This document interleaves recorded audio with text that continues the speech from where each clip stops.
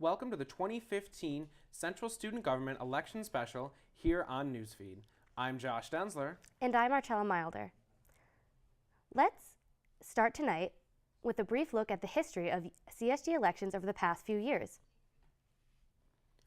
We'll start our mini history lesson back in 2011 when Central Student Government technically didn't exist. According to the Michigan Daily, CSG was then known as the Michigan Student Assembly, or MSA. The 2011 elections were actually fairly quiet. Incumbent party M-Powered defeated their only opponent, the Defend Affirmative Action Party, or DAP, by securing about 66% of the vote.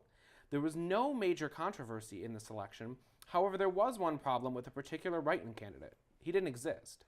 The Every 3 Weekly had encouraged its readers to write in a fictional candidate by the name of Carlos Marx. This was done in an attempt to express dissatisfaction with the MSA and apparently succeeded. Marx technically won several seats in college student governments and even finished between M. Ford and DAP in the presidential elections. As the fictional candidate was not a student at U of M, he was disqualified from the seats he won. After transitioning from MSA to CSG, the 2012 elections proved to set the controversial tone for the next few years. According to the Michigan Daily, the UMich party formed as a splinter from the existing M Forward party, and the Our Michigan party and Students for Puppies party were also formed. In addition, the Defend Affirmative Action Party, or DAP, also put forth candidates. However, even after the creation of several parties, an independent candidate by the name of Manish Parikh ended up elected. However, this was not without intense controversy and appeal. Many complaints were filed against Parikh, and the CSG Assembly ended up missing many meetings before the election results were ultimately deemed valid.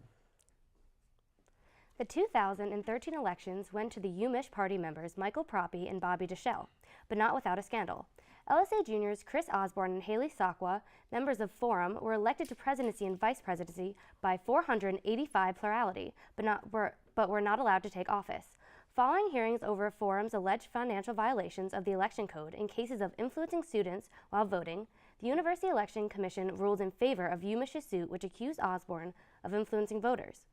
The two had to then step down from their elected positions. Complaints were again filed during the 2014 elections. The Make Michigan Party sued Forum, the Party, and the House of Cards Party for the alleged campaign finance violations. Additionally, Make Michigan filed a complaint against Forum for allegedly using email privileges irresponsibly.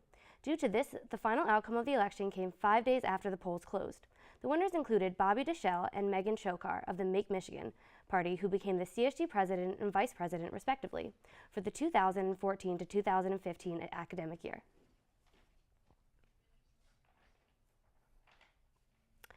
This year, the CSG executive spots are seeing 3 main contenders: Make Michigan, DAP, and the newly formed party, The Team.